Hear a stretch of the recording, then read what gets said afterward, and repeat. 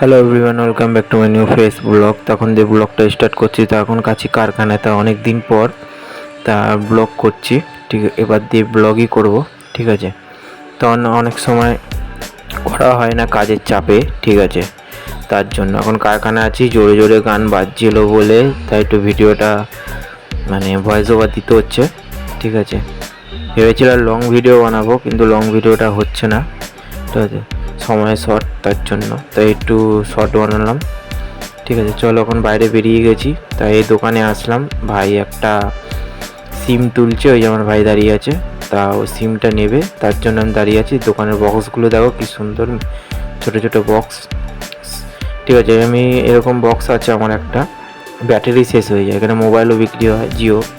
তা আগের দিন বৃষ্টির মধ্যে ফেসে গেছিলাম বলে এই মন্দিরটায় ঢুকেছিলাম। কি সুন্দর লাগছে দেখো, মন্দিরটা অসাধারণ লাগছে।